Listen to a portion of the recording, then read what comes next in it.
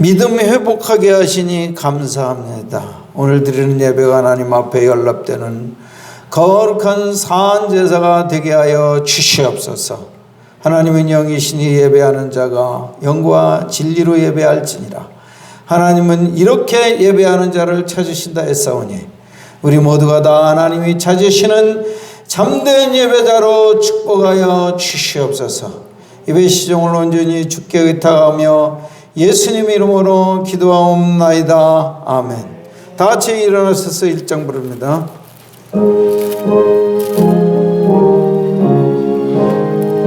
만복의 근원 하나님, 만복의 근원 하나님, 온 백성 찬송 드리고 온 백성 찬송 드리, 저 천사여 찬송하세, 저 천사여 찬송하, 찬송 성부 성자 성령, 찬송 성부 성자 성령. 아멘. 아멘.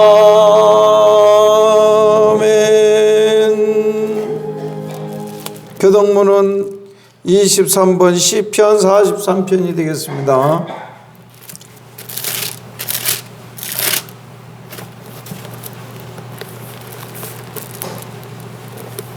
제가 읽습니다. 하나님이여 나를 판단하시되 경건하지 아니한 나라에 대하여 내 송사를 변호하시며 주는 나의 힘이 되신 하나님이시거늘 어찌하여 나를 버리셨나이까?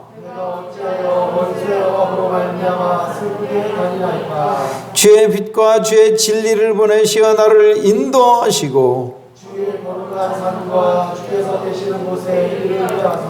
그런즉 내가 하나님의 제단에 나아가 나의 큰 기쁨의 하나님께 이르리이다.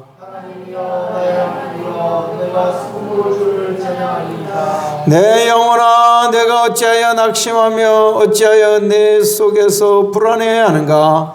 너는 하나님께 소망을 두라. 그가 나타나 도우심으로 말미암아 내 하나님을 여전히 찬송하리로다. 아멘. 사도신경으로 신앙 고백 올립니다.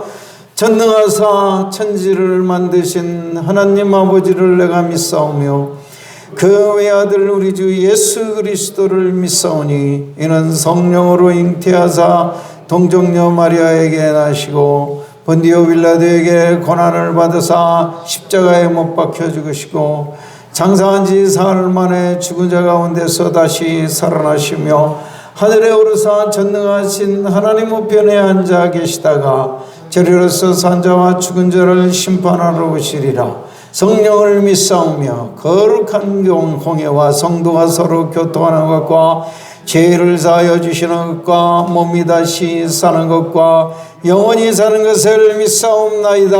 아멘. 그 자리에 앉으셔서 찬송가 11장 부르신 후에 김충진 집사님이 기도합니다.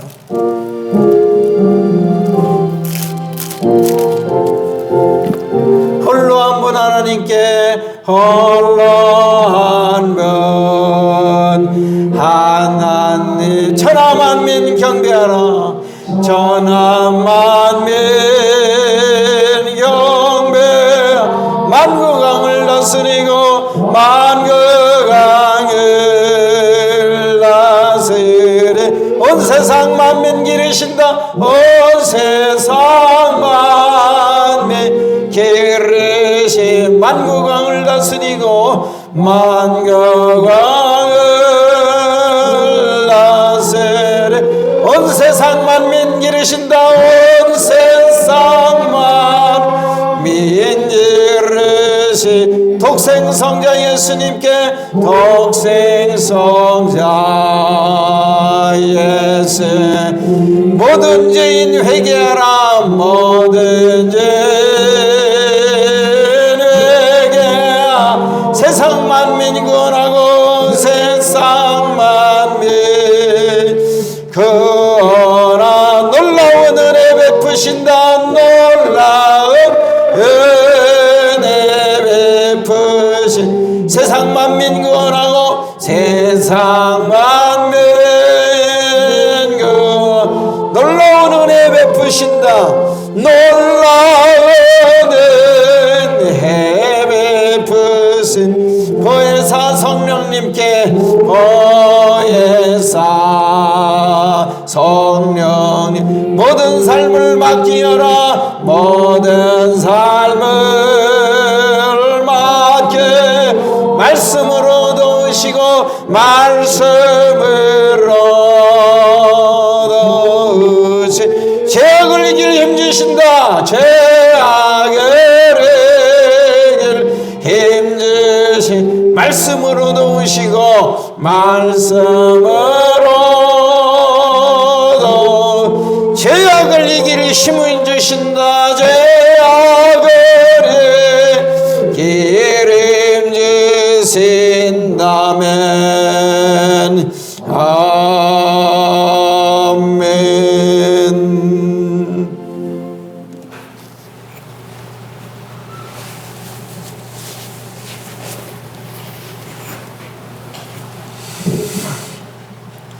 찬양과 존귀와 영광받기에 합당하신 하나님 아버지, 주님을 찬양하고 주님의 이름을 높이 올려드립니다. 주님의 은혜에 힘입어 보잘것없는 죄인된 우리들을 구원하여 주시고 의롭다 칭해주시고 하나님의 자녀 삼아주신 것 너무 감사드립니다. 우리의 온 삶을 다하여 주를 위해 살아야 하지만 때때로 연약함으로 인하여 그렇게 살지 못할 때가 많았습니다. 주님 용서하여 주시고 성령으로 충만하여서 예수님 닮아 살아갈 수 있는 우리 성도들 될 수 있도록 인도하여 주시옵소서. 아멘. 지금은 코로나로 인해 사회 여러 가지 방면에서 많은 어려움과 진통을 겪고 있습니다. 주님, 이 사태가 속히 종식될 수 있도록 인도하여 주시옵소서. 현재까지 백신이 진행 중이며 종식의 조짐이 보이게 하시니 감사합니다. 주님, 우리 믿는 자들이 먼저 주님 앞에 온전히 가로서고 하나님 보시기에 만족하고 기쁘시게 할 수 있도록 인도하여 주시고 이 땅의 죄악을 회개하며 기도하게 하시고 다시는 악한 죄악으로 인한 전염병이 발발하지 않도록 지켜 주시옵소서. 하나님 아버지, 우리 믿는 자들이 세상 가운데 빛과 소금의 역할을 감당하며 주위에 있는 사람들에게 선한 영향력을 끼치는 자들이 되게 하시고 우리 영광교회를 통하여 신앙이 점점 더 성숙해져서 바울과 같이 예수님같이 살아갈 수 있도록 인도하여 주시옵소서. 아멘. 주님, 이제 곧 국가의 가장 중요한 일인 대통령 선거를 앞두고 있습니다. 국가의 미래를 책임지며 무엇보다 하나님을 경외하는 사람이 대통령이 될 수 있도록 인도하여 주시옵소서. 또한 현재 정치를 맡은 자들이 무엇보다 하나님의 뜻에 반하는 정책을 펼치지 않도록 주님께서 보호하시고 인도하여 주시옵소서. 이 시간 영광교회 성도님들을 위해 기도합니다. 예배를 사모하며 모인 모든 성도님을 축복하여 주시고 큰 은혜 받고 돌아갈 수 있도록 함께하여 주시옵소서. 또한 몸이 아픈 성도님들이 있습니다. 한 사람 한 사람 기억하여 주시고 여호와 라파의 하나님께서 치유의 손길로 어루만져 주시옵소서. 아멘. 이 시간 동안 여러 가지 이유로 교회에 나오지 못하는 성도님들이 있습니다. 무엇보다 삶의 우선순위가 먼저 하나님께 예배하는 데 있음을 깨닫게 해주시고 시험에 든 성도님들이 있다면 얼른 그 시험을 이기고 다시 이 예배당으로 발걸음할 수 있도록 인도하여 주시옵소서. 이 시간 예배를 위해서 기도합니다. 당에 세우신 목사님 가운데 함께하여 주시고 성령의 권능으로 말씀 전할 수 있도록 인도하여 주시옵시고 듣는 우리들도 하나님의 말씀으로 잘 새기게 하시고 이 시간 온전히 하나님께서 기쁘시게 받으시는 한 시간 될 수 있도록 인도하여 주시옵소서. 예배 첫 시간이니 마치는 시간까지 함께하여 주실 줄 믿습니다. 감사드리며 예수님의 이름으로 기도드렸습니다. 아멘.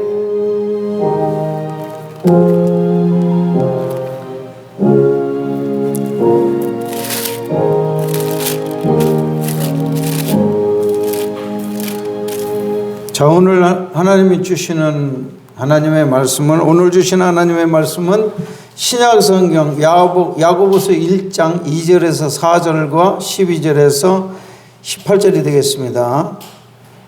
야고보서 2장 2절에서 4절과 12절에서 18절입니다. 다 같이 읽도록 하겠습니다. 시작. 내 형제들아, 너희가 여러 가지 시험을 당하거든 온전히 기쁘게 여기라. 이는 너희 믿음이 시련이 인내를 만들어내는 줄 너희가 알미라. 인내를 온전히 이루라. 이는 너희로 온전하고 구비하여 조금도 부족함이 없게 하려 함이라. 12절부터 시작. 시험을 참는 자는 복이 있나니 이는 시련을 견디어낸 자가 주께서 자기를 사랑하는 자들에게 약속하신 생명의 면류관을 얻을 것이기 때문이라. 사람이 시험을 받을 때 내가 하나님께 시험을 받는다 하지 말지니 하나님은 악에게 시험을 받지도 아니하시고 친히 아무도 시험하지 아니하시느니라. 오직 각 사람이 시험을 받는 것은 자기 욕심에 끌려 미혹됨이니 욕심이 잉태한 즉 죄를 낳고 죄가 장성한 즉 사망을 낳느니라. 내 사랑하는 형제들아, 속지 말라. 온갖 좋은 은사와 온전한 선물이 다 위로부터 빛들의 아버지께로부터 내려오나니 그는 변함도 없으시고 회전하는 그림자도 없으시니라. 그가 그 피조물 중에 우리로 한 첫 열매가 되게 하시려고 자기의 뜻을 따라 진리의 말씀으로 우리를 낳으셨느니라. 아멘. 이 시간에는 김하나 집사님 특송하겠습니다.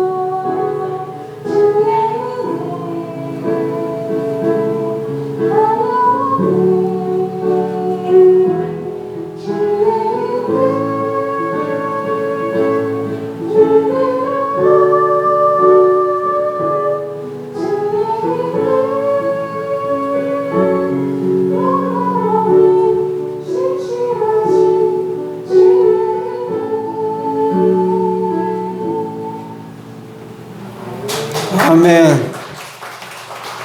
좋은 찬송입니다. 자, 오늘 설교의 제목은 주보는 시험 받을 때 그랬는데 제목을 조금 바꿨습니다. 시험을 참는 자는 복이 있다. 자, 따라서 하세요. 시험을 참는 자는 복이 있다. 시험을 참는 자는 복이 있다. 이러한 주제로 말씀을 드릴 때 은혜가 되시길 바라고, 지난주 설교 요약을 통해서 지난주 설교를 복습하고 되새기만한 시간을 갖도록 하겠습니다. 주보를 보시면 지난주 설교 요약이 있습니다. 제목은 영광스러운 교회. 성경 본문은 에베소서 1장 23절입니다. 서론을 다 같이 읽겠습니다. 시작. 세상에서 가장 아름다운 사람은 구원받은 성도요, 세상에서 가장 영광스러운 모임은 예수의 이름으로 모인 교회입니다. 교회가 영광스러운 이유는 교회는 그리스도의 신부요, 그리스도의 몸이기 때문입니다. 1번 하나님의 영광을 선포하는 하늘과 지구. 시편 19편 1절에서 하늘이 하나님의 영광을 선포한다고 그랬습니다. 하늘에 헤아릴 수 없는 많은 우주가 있고 그 우주 안에는 수천억 개의 별들이 있습니다. 그 엄청난 별과 장엄한 우주는 하나님의 능력과 찬란한 주의 영광을 선포하고 있습니다. 그러나 그렇게 많은 우주와 별이 있어도 우리가 사는 지구가 가장 영광스러운 별입니다. 우리 지구에는 생명이 약동하고 하나님의 형상으로 지음받은 인류가 살고 있기 때문입니다. 2번, 교회는 만물을 충만케 하시는 하나님의 충만이 나타나는 것입니다. 우주를 창조하시고 별과 각종 생물과 인간을 지구에 충만케 하신 이는 하나님이십니다. 그런데 그 하나님의 충만이 나타나는 곳이 바로 그리스도의 몸인 교회인 것인데, 그래서 교회가 가장 영광스러운 존재인 것입니다. 3번, 교회 안에 그리스도의 신성이 나타납니다. 골로새서 2장 9절에는 그리스도의 육체 안에 신성이 충만하다고 했는데, 교회가 그의 몸이니 교회 안에도 하나님의 신성이 충만하게 나타나므로 교회가 영광스러운 것입니다. 1. 교회 안에 은혜의 충만이 나타납니다. 2번, 교회 안에 진리의 충만이 나타납니다. 3번, 교회 안에 사랑의 충만이 나타납니다. 4번, 교회는 거룩하고 순결한 그리스도의 신부입니다. 그래서 교회는 찬란한 주의 영광이 나타나는 유일한 곳이라는 것입니다. 결론, 하나님이 창조하신 자연 만물이 다 아름답지만 교회가 가장 영광스러운 이유는 교회는 그리스도의 몸이요 그의 신성이 충만하기 때문입니다. 은혜의 충만, 진리의 충만, 사랑의 충만이 그의 거룩하심과 함께 교회 안에서 영광스럽게 나타나고 있습니다. 우리 교회가 영광스러운 교회가 되기를 축원합니다. 아멘. 이 설교를 여러분들은 아마 집에 가서 스마트폰이 있으면 한 3번 이상은 다시 들어보는 것이 좋을 것입니다. 그리고 오늘 지난주 설교와 똑같은 영광스러운 영광교회가 되기를 위해서 기도해야 될 것입니다. 자, 오늘 설교의 제목은 뭐라고 그랬습니까? 시험을 참는 자는 뭐가 있도다? 복이 있도다. 모든 사람은 훈련과 시험을 통해서 성장하고 강하게 되는 것입니다. 그리스도인도 연단과 시험을 통해서 성장하고 축복도 받게 되는 것입니다. 그러므로 시험이 없는 신앙생활은 존재하지 않는다고 봐야 됩니다. 여러분과 저는 연약한 존재이기 때문에 시험을 받는 것이 당연합니다. 그 완전한 우리 주 예수님도 40일 금식 기도하신 후에 마귀에게 시험을 당했다 그렇습니다. 아니, 하나님의 아들 예수님도 시험 당하시는데 우리가 시험 없이 살 수 있는 재간이 있겠습니까? 없습니다. 우리 모두는 시험을 피할 길이 없는 것입니다. 주님은 이 시험을 멋지게 이기시고 큰 힘과 용기를 얻으시고 공생의 전도사에게 돌입하신 것입니다. 시험은 그 자체가 힘들고 괴로운 일이지만 시험을 잘 통과하면은 반드시 영역 간의 보상과 축복이 약속되어 있는 것입니다. 그러므로 성도는 시험을 기피하려 할 것이 아니라 기꺼이 시험에 응하고 나아가서 시험 후에 올 축복을 생각하며 시험을 기쁘게 여겨야 한다고 말씀하고 있는 것입니다. 오늘 저는 3가지 유지로 말씀을 드리고자 합니다. 우리 제목은 시험을 참는 복이 있도다. 그 3가지 요저는 첫째로 여러 가지의 종류의 시험이 있습니다. 두 번째, 시험의 원인은 무엇일까? 세 번째, 시험을 참는 자는 복이 있는데 어떤 복이 있는 것일까에 대해서 말씀드리고자 합니다. 첫째로 시험에는 여러 가지 종류의 시험이 있습니다. 1절 다 같이 띄워주시기 바랍니다. 1절 제가 읽겠습니다. 내 형제들아 너희가 여러 가지 시험을 당하거든 온전히 기쁘게 여기라 그랬습니다. 내 형제들아 너희가 여러 가지 시험을 당하거든 온전히 기쁘게 여기라. 시험은 몇 가지가 있다고 그랬어요? 여러 가지가 있다고 그랬어요. 그러니까 2개 이상이 있는 것이죠. 오늘 저는 시험을 3가지 종류로서 소개해 드리려고 합니다. 자, 시험에는 3가지 종류의 시험이 있습니다. 그 첫째가 유혹이라는 시험입니다. temptation. 이거는 마귀가 사람에게 악한 욕심을 마음속에 집어넣어서 그 욕심으로 죄를 짓게 만드는 것을 temptation, 유혹이라는 시험인 것입니다. 마귀는 이 세상의 악한 욕심을 사람 속에 집어넣어 가지고 우리가 마땅히 신앙생활을 잘해야 될 텐데 욕심이 들어가면은 신앙생활을 잘 할 수가 없습니다. 이것을 유혹을 받는다 그렇게 말하죠. 그 욕심을 넣어주는 장본인이 바로 마귀인데, 그래서 이 욕심 때문에 죄를 짓고 하나님과 말씀을 떠나게 만들어버려요. 그리고 타락하게 해서 신앙생활을 잘 못하게 하는 것입니다. 하와에게 마귀가 다가와서 하나님이 먹지 말라고, 먹으면 반드시 죽는다고 했던 그 선악과를 보게 하고 그 따먹고 싶은 욕심을 집어넣는 것입니다. 누가? 마귀가. 그래서 결국에는 이 욕심이, 이 따먹고 싶은 이 욕심을 견디지 못해가지고 하나님 먹으면 죽는다고 그러는데 그 말씀을 잊어버린 거예요.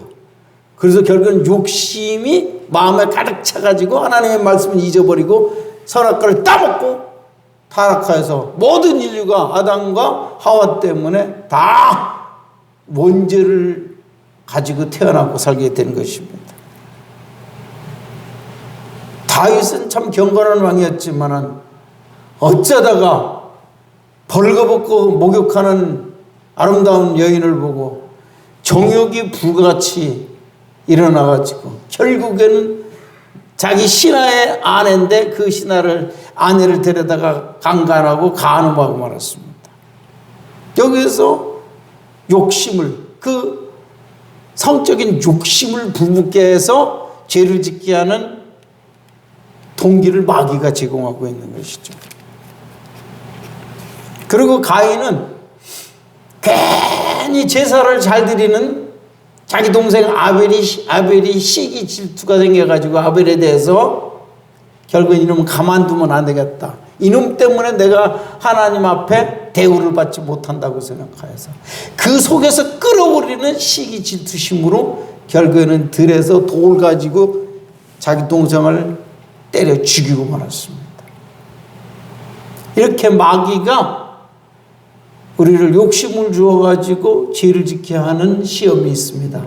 그걸 temptation, 유혹이라는 시험인 것이. 두 번째 시험, 이건 테스트라고 합니다. 이건 검증이라는 시험인데 학생들이 공부를 하죠. 그래서 공부를 잘했는지 못했는지 시험을 치게 됩니다.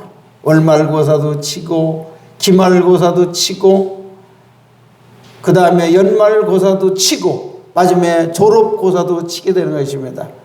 학생들이 공부를 잘했는지 못했는지 안 했는지 했는지 알 수가 없습니다. 그러나 시험을 쳐보면은 이 사람은 공부를 했는지 안 했는지 잘했는지 적당히 했는지 드러나게 되는 것입니다. 마찬가지로 우리 오늘날 우리는 이 전부 다가 집집마다 자동차가 있고 운전을 하고 다니는데 아무에게나 운전을 하게 하면 큰일 나죠. 그 운전을 잘할 수 있는지 없는지, 운전의 이 차에 대한 지식이 잘 갖고 있는지 없는지 그거를 시험해 봐야 돼요.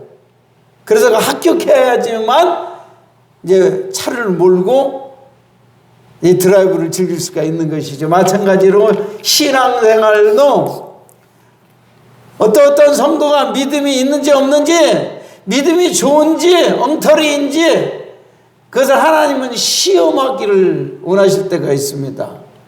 그래서 창세기 22장에 보면은 하나님께서 아브라함을 불러다가 너 백세에 얻은 독자 이삭을 번제로 드리라고 명령을 했죠. 엄청난 시험입니다.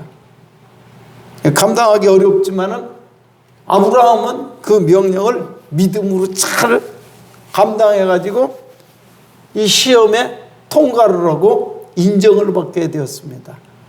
그래서 하나님께서는 이 시험을 잘 통과한 아브라함을 모든 민족의 아버지로 삼으시고 믿음의 아버지로 삼으실 뿐만 아니라 어떠한 축복을 주었느냐, 어떤 사람도 받을 수 없는 역사상 최대의 축복을 받았으니 그 축복이 뭐냐면 내 자손 가운데서 세상을 구원한 메시아가 태어나리라, 이런 엄청난 축복을 받게 된 것입니다.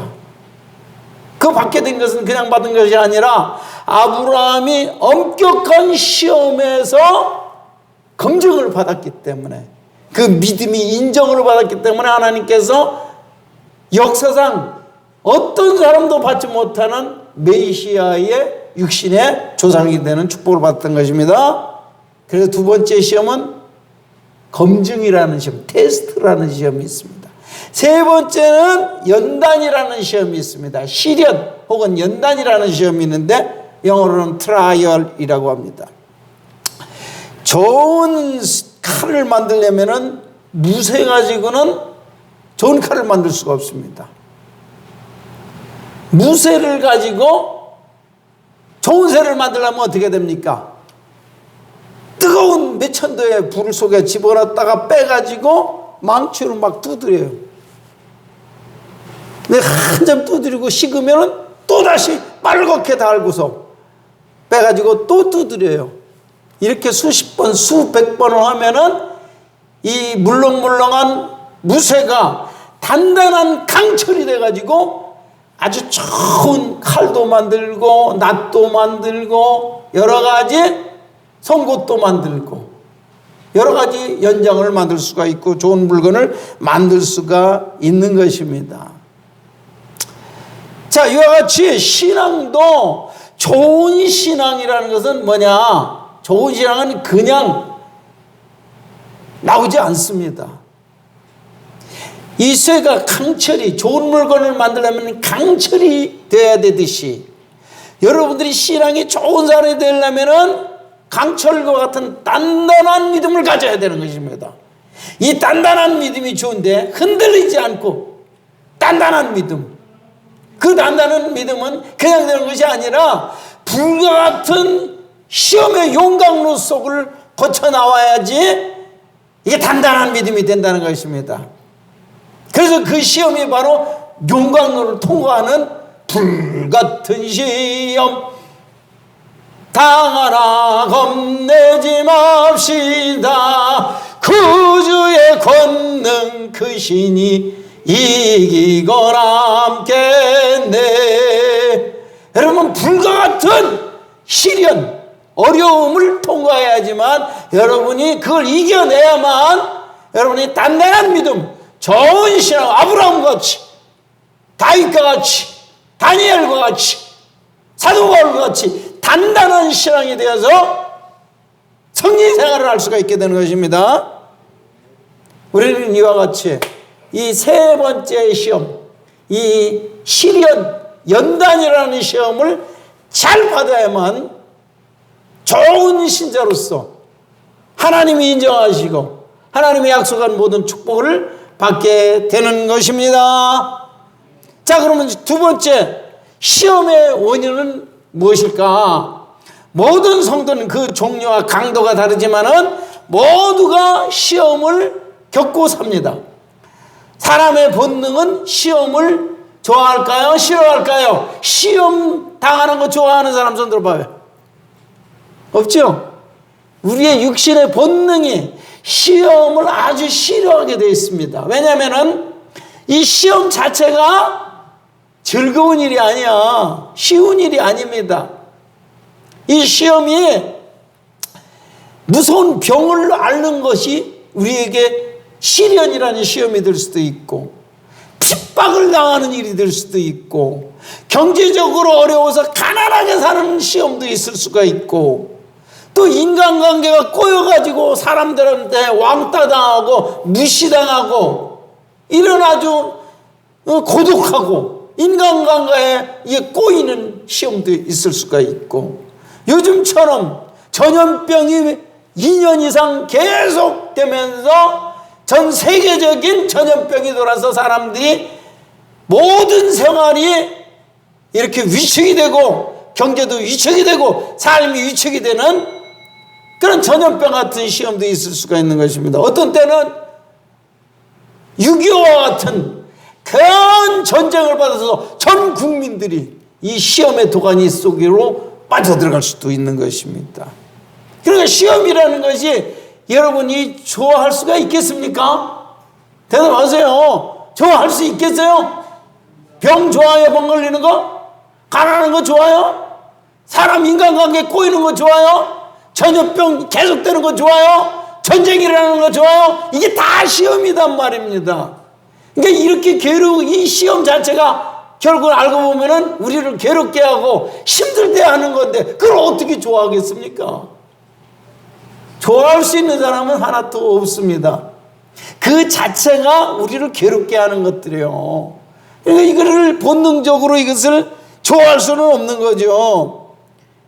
근데 이제 시련이라는 시험을 통해서 이 시험은 시련을 통해서 시작이 됩니다.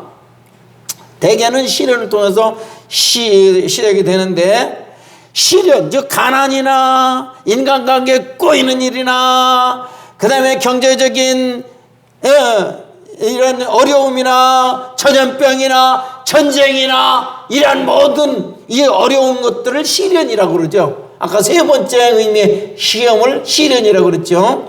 여러 가지 어려움이 올 때 마귀가 그때 우리에게 싹 들어와가지고 뭐라고 그러세요? 야, 하나님이 너를 사랑하시면은 어떻게 너한테 그렇게 어려운 일을 당하게 하겠니? 하나님은 너를 버렸어. 하나님은 너를 사랑하지 않아. 그 말을 들으면 될까요? 안 될까요? 그런데 그런 생각이 쏙쏙 들어온다고, 어려운 일을 당하면은. 그렇습니까? 안 그렇습니까?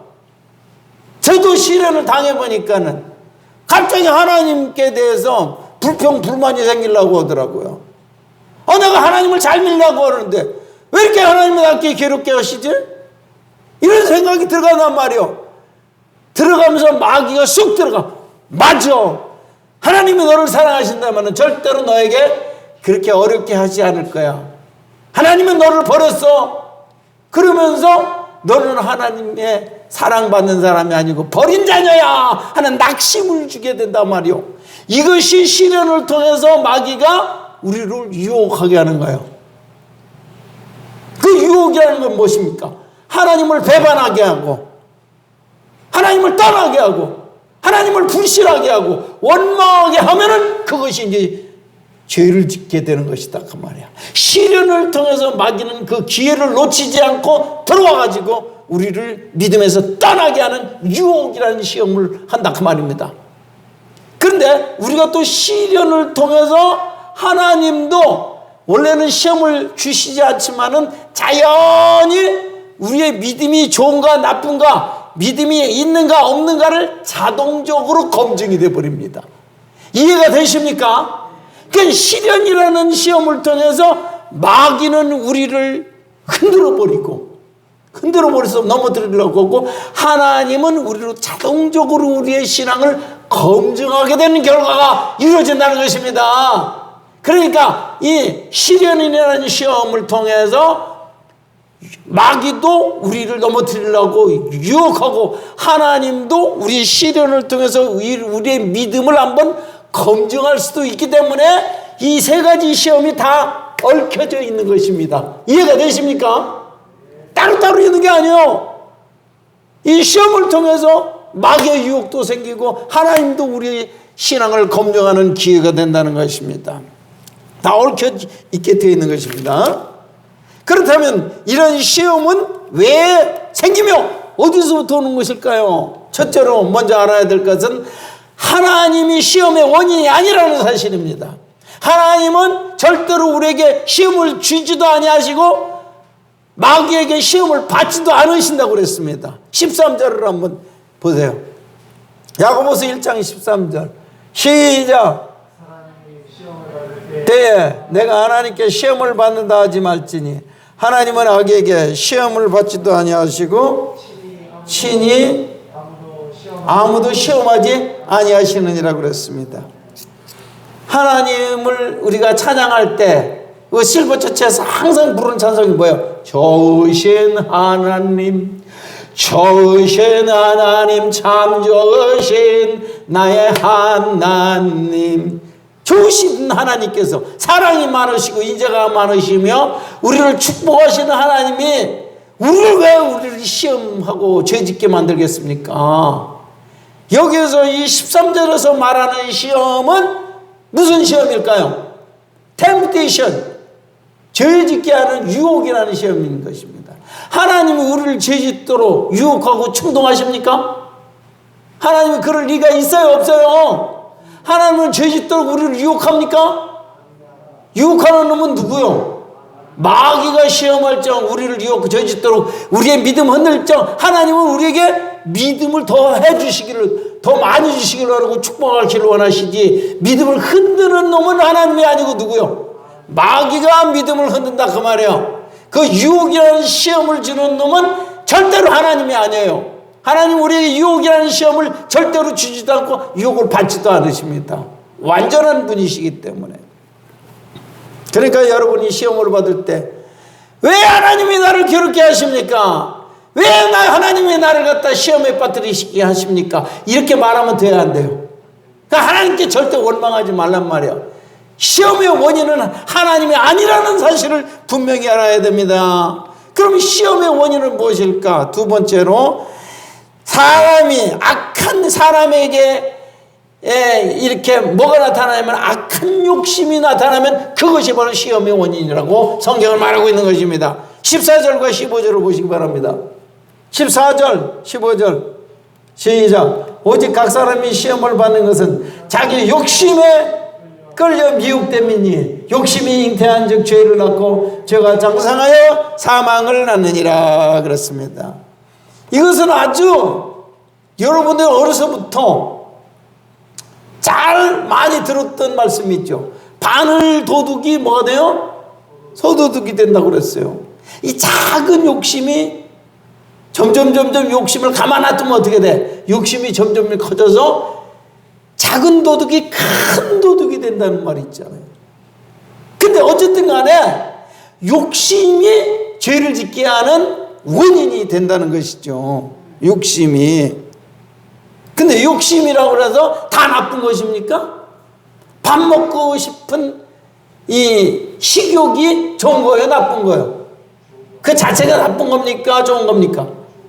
자, 성욕이라는 것이 나쁜 거예요, 좋은 거예요? 그것도 좋은 거예요. 하나님이 성욕도 주었기 때문에 결혼해서 자식도 낳고 사는 거예요. 성욕이나 그 다음에 뭡니까? 이 식욕 같은 것 자체가 나쁘다고 말할 수는 없어요. 그런데 내가 배고프다고 남의 것을 훔쳐먹으면 되는 거야, 안 되는 거야? 그건 왜 안 되는 거예요? 그 훔쳐먹는 것은 하나님이 금하신 일이기 때문에 내 욕심은 이 식욕을 채우기 위해서 하나님이 금지하신 법을 어기면서 강탈하거나 도둑질하면은 그게 바로 죄를 짓는 거예요. 그러니까 악한 정욕으로 나가는 거예요. 그럼 하나님이 하지 말라고 하는 선을 넘으면 돼야 안 돼요. 내 식욕을 채우기 위해서 강탈하거나 도둑질하면 돼야 안 돼요. 그게 이제 죄를 짓는 거예요. 그러니까 식욕 자체가 나쁜 것이 아니라 하나님의 법을 어기면서까지 그렇게 식욕을 채운다면은 그것이 죄라는 것입니다. 성욕이 나쁜 것이 아닙니다. 성욕을 통해서 여러분들은 결혼 생활을 하게 되는 것이고 그 다음에 자손들을 이렇게 번식하게 되는 것이죠. 그러나 그 성욕을 하나님이 허용하지 않는 법을 넘어서서 성욕을 사용한다면은, 성을 채우려고 한다면은, 그것은 뭐가 되는 거야? 간음죄가 되는 거야. 내 아내와 남편 외에 다른 남자나 여자와 더불어서 잠자리 하면은 그 성욕을 채우기 위해서 그것을 만약에 한다면 그것이 정당한 성욕입니까? 그건 불법적인 거예요. 그래서 간음죄가 성립이 된다는 것입니다. 부부 간에는 간음죄가 성립이 안 돼요. 그러나 그것을 넘어서는 성행위는 전부 다 뭐가 되는 거예요? 간음죄, 음란죄가 돼버리는 것입니다.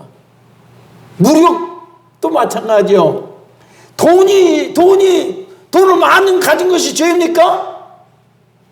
돈을 많이 갖고 있는 것이 돈 자체가 죄가 아닙니다. 그러나 돈을 벌기 위해서 탐심을 가지고 지나친 일들을 행할 때 돈을 사랑하게 되면, 하나님보다 돈을 더 사랑하게 되면 이 돈을 사랑하는 것이 일만 악이 될 만큼 이것이 큰 죄가 되는 것입니다. 탐심이 죄가 되는 거예요. 돈 자체가 나쁜 게 아니에요. 그러나 돈을 하나님보다 더 사랑하거나 그렇게 되면은 그것이 큰 탐심이라는 죄를 이루게 된다는 것입니다. 자, 모든 악법들의 배후에는 뭐가 있느냐? 마귀가 도사리고 있는 거예요. 법이라고 다 좋은 줄 아십니까? 동성애를 만약에 합법화하는 그런 법, 그런 것이 좋은 법이라고 할 수가 있겠습니까? 요새 한국에도 저 외국 선진국 같이 말이죠, 음란죄를 폐지해버렸습니다, 국가에서. 근데 성경에는 분명히 음란이나 간음하는 것을 죄라고 합니까? 지네들끼리 좋아하면은 그냥 괜찮은 것입니까? 내 부모, 내 아내가 있고 남편이 있는데, 그러니까 내 남편 말고 더 멋있는 남자가 생겼어. 그러니까 지네들끼리 좋아해. 그러니까 법에서도 서로 동의를 하고 연애를 하면은, 남편이 있어도 다른 남자하고 다른 여자하고 연애를 해도 지네들끼리 동의하면 죄가 아니래. 이게 맞는 거예요? 여러분, 그렇게 할 수 있다고 생각하십니까? 그래서 간통죄가 없어졌습니다. 지네들끼리 합의해서 서로 잠자리를 같이 하면 그건 죄가 아니라는 거예요. 그러나 성경에는 그걸 허용합니까? 허용하지 않습니까? 허용하지 않는 거예요. 성경이 옳습니까? 간통죄를 폐지한 국법이 옳습니까? 빨리 대답해요. 그게 어렵습니까? 성경이 옳아요? 국법이 옳아요? 간통죄에 대해서? 그건 확신해야 됩니다. 그런데 예수를 안 믿는 사람들은 간통을 해도 서로 지네들끼리 좋아서 잠자리를 했으면 그거 죄가 아니라고 그러는 거예요. 세상에서는 그렇게 판정을 해준단 말이에요. 그러나 예수님과 하나님도 그러실까요? 절대 아니다 그 말이에요. 그러니까 여러분들은 세상 법도 지켜야 되지만은 이 세상 법하고 성경의 법이 다를 때 어떤 법을 쫓아가야 돼? 성경을 쫓아가야 되는 거예요. 왜? 성경의 법이 더 완전한 법이기 때문에, 하나님이 직접 만드신 법이기 때문에. 그래서 세상의 법을 쫓아가면 안 되는 거예요. 더 세상 법과 하나님의 법이 서로 다를 때 우리는 무조건 하나님의 법을 따라가야 되는 것입니다. 할렐루야! 자, 세상에서는 주일을 안 지키고 주일날 가서 놀러 가도 그거 죄가 안 됩니다.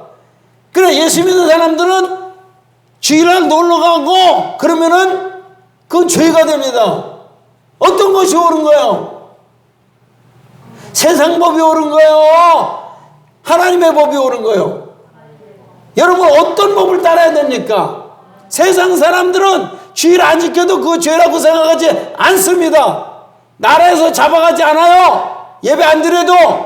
너 예배 안 드렸다고 국가에서 야 이놈아 너는 불법자라고 하면서 감옥에 가둡니까? 벌금 냅니까?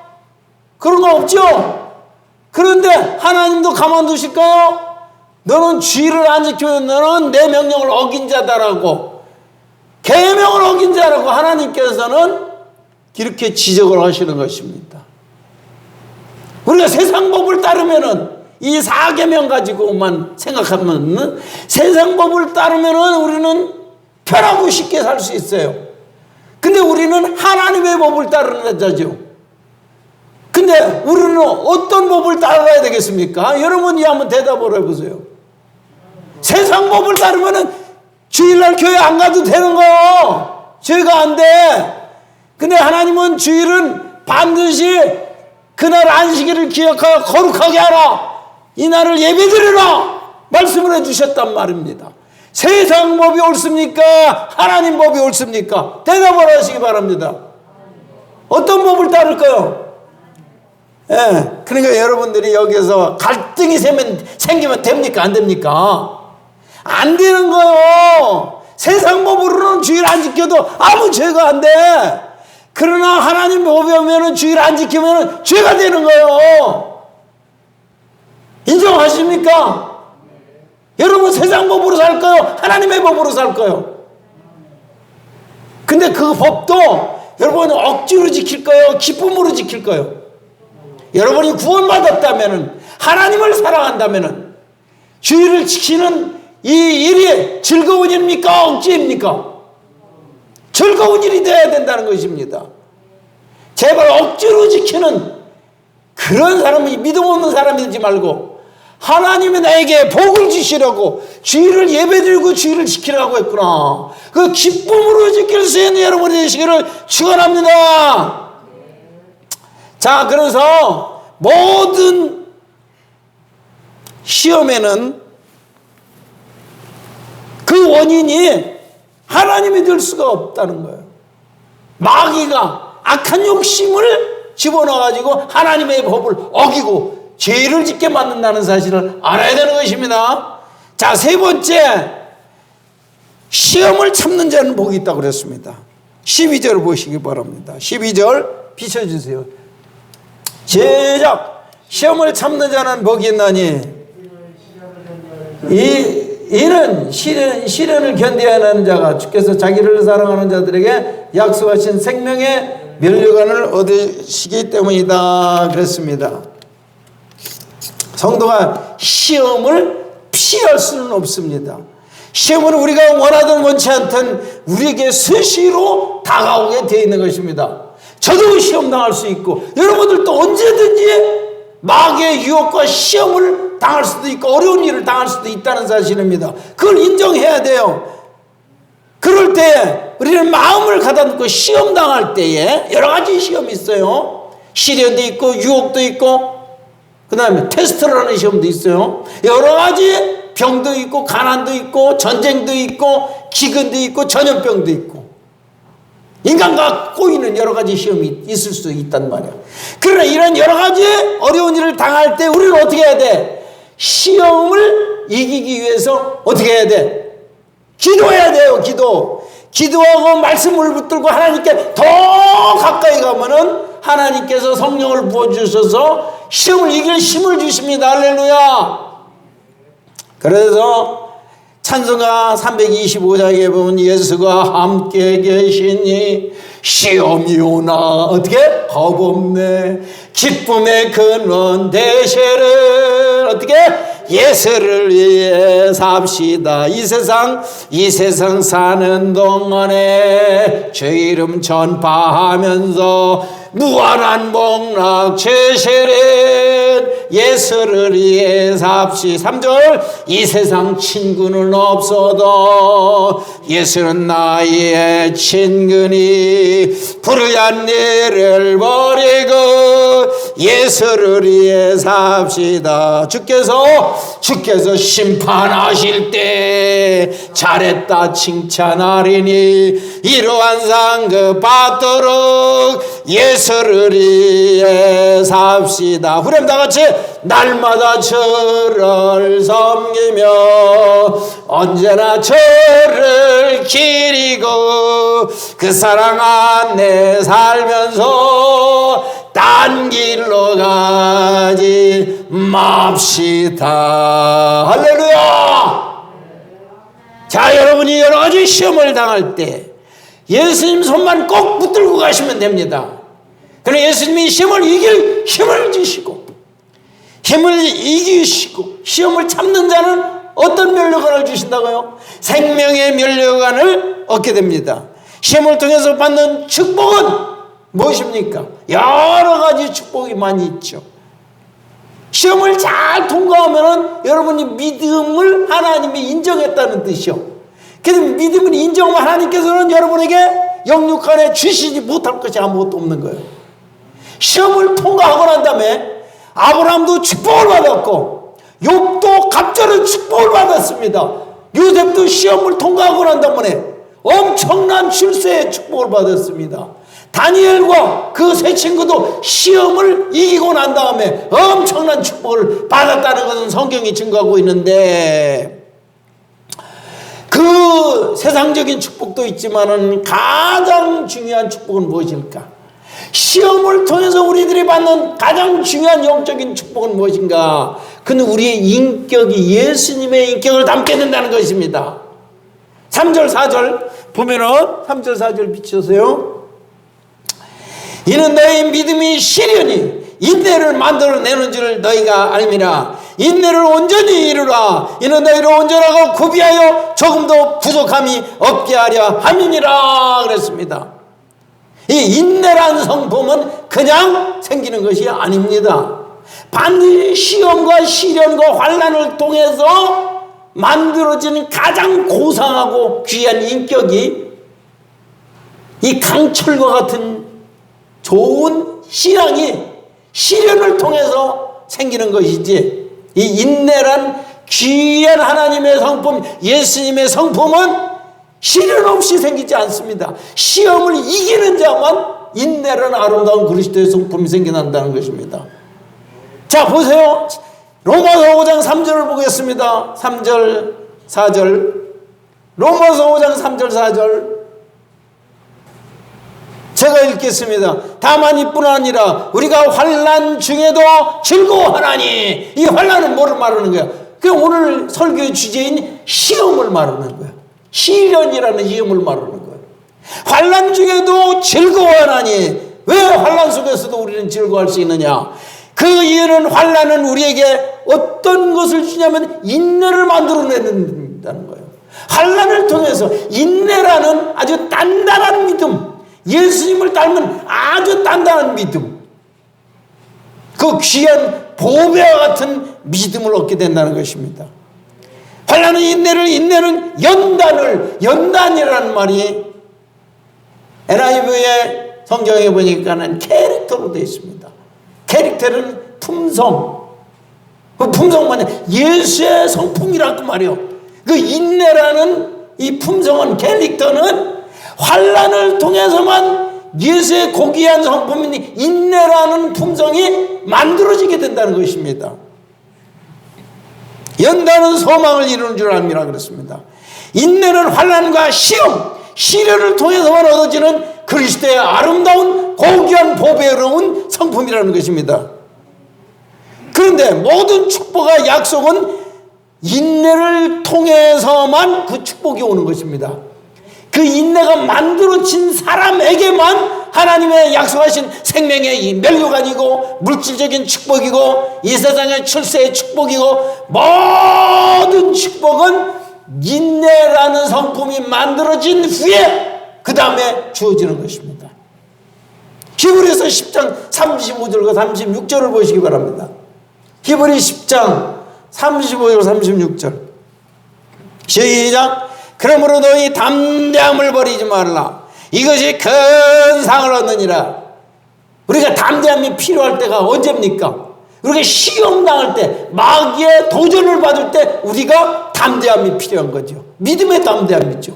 그러나 거기서 담대함에서 끝나면 안 되는 것입니다.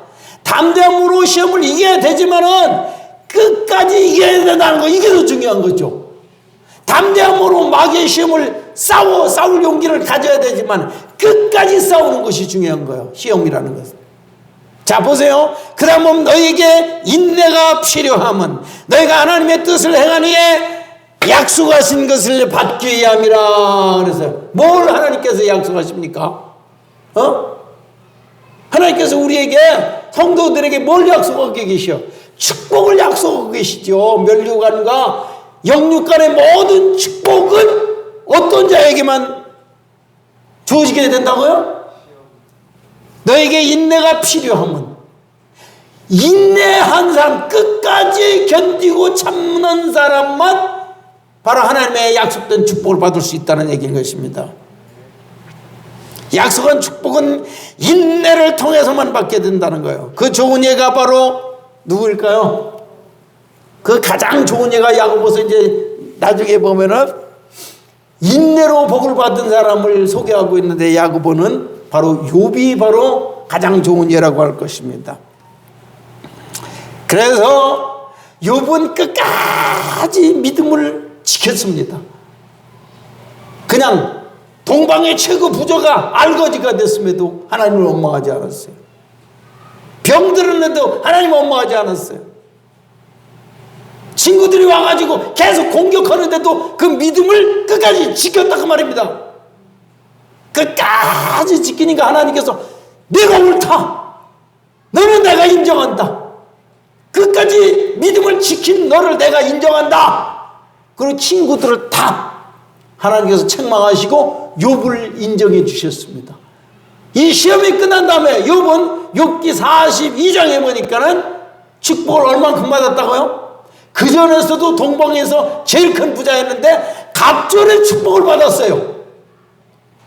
그러니까 그 갑절의 축복보다도 더 귀한 복음에는 뭐냐면 그 인격이 변화가 되었다는 것입니다. 그래, 욥기 42장 4절인가요? 한번 찾아보세요. 욥기 42장 4절인가요? 거기 보면은 내가 저는 하나님께 대해서, 주께 대하여 귀로만 들었더니, 그러니까 이 말은 뭐냐면 시험 당하기 전에는 내가 하나님에 대해서 귀로만 들었는데 시험 당하고 난 다음에 내 믿음이 단단해지고 성숙해지니까 이제는 하나님을 눈으로 보는 것 같이 하나님을 보나이다 그랬어요. 5절이구나. 시작. 내가 주께 대하여 귀로 듣기만 하였사오나 이제는 이 뭐예요? 시험을 통과한 다음에는 주님을, 하나님을 눈으로 보는 것 같이 확실히 봅니다. 그 시험은 좋은 거예요, 나쁜 거예요?